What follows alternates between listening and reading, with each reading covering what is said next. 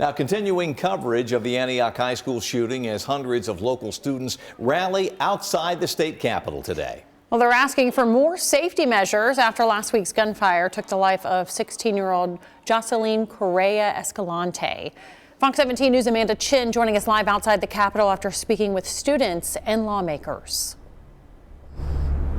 Well, Megan and Scott, just a few hours ago, hundreds of students were behind me at the Capitol steps, as you mentioned, calling for more gun safety measures. Now, this comes as investigators are still trying to figure out how the shooter at Antioch High School got access to a gun in the first place.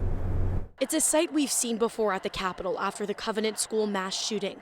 Hundreds of students calling for stricter gun control measures. And it's happening again, this time after police say a 17-year-old Antioch High School student shot and killed 16-year-old Josselin Corea Escalante before killing himself. Zara Niazi is a senior at Antioch High School. I want to see just more protection in school, more care for students, because most schools, they just care about scores, attendance. The students are calling for red flag laws and universal background checks. While some student ralliers feel metal detectors and SROs are great resources, some say they're not enough. Tashayla Height is also a student at Antioch High School who was right by the shooter when it all happened. People need to put away guns, especially around kids. So, will lawmakers respond?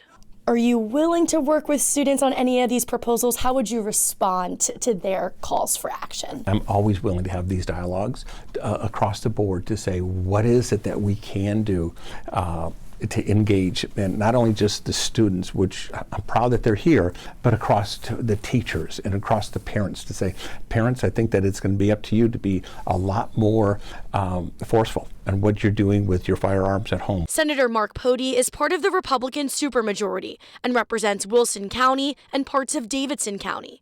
He believes there is a mental health crisis in this country. Whether it be metal detectors, whether it be, and I actually did some things that was going to be alert systems where a teacher would be able to just hit a button and that alert would go off. Meanwhile, Democratic Representative John Ray Clemens hopes one child's death is too many for his colleagues across the aisle. I own firearms myself, and I take it upon myself. I take that extra duty to make sure that they don't get into the wrong hands. And so we need to make sure that we're all just, acting responsibly.